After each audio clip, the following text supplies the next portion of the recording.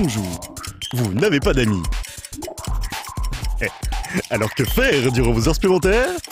Bienvenue dans Temps perdu. Les super-héros, c'est bien. Mais si nous étions, enfin, si j'étais un super-héros, ce serait mieux. Mais finalement, non. Je bosse pour la télé. Enfin bon, les super-héros c'est super, disais-je. Et c'est ce que vous incarnez dans Super Doodleman.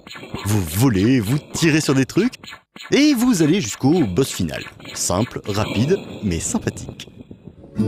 Toujours dans le simple et rapide, voici Choo-Choo Like a Hobo. Vous posez délicatement vos petits doigts sur les flèches haut et bas du clavier, et avec l'autre main, vous vous préparez à cliquer sur la souris. Et c'est parti! Vous tapotez à fond les ballons sur le clavier pour échapper au vilain train tout moche qui veut vous écraser. Bon, c'est sûr, ça ne va pas vous occuper des heures, mais ça défoule. Dans Super Sloth Bomber, vous êtes une taupe. Une taupe dans un ballon. Une taupe dans un ballon qui balance des bombes sur des monstres. Et là, vous vous dites que c'est n'importe quoi. Vous n'avez peut-être pas tort, mais il faut bien avouer que ce Super Sloth Bomber est plutôt accrocheur. Coloré, mignon tout plein, bien long, à essayer quoi. Et bon, de toute façon, les trucs idiots, c'est un peu la spécialité de cette émission, non? Prenons Number Ninja. Là, vous dirigez un chiffre qui, furtivement, doit s'approcher d'autres chiffres pour leur balancer des shurikens. Mais attention, pas n'importe quel shuriken. Des plus, des moins, des multipliés et des divisés. Pourquoi?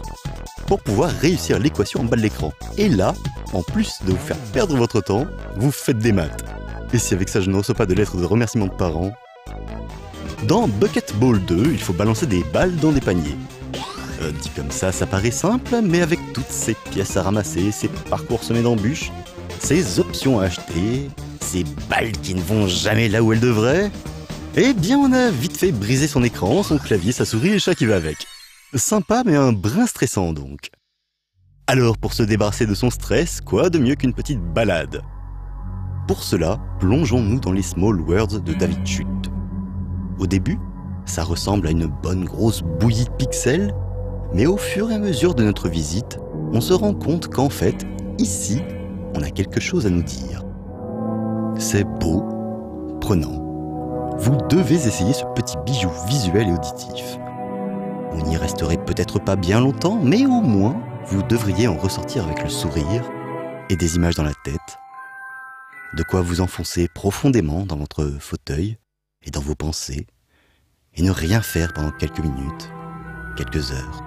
Ce qui tombe plutôt bien, car il ne faut pas oublier que, pour gagner plus, jouer plus.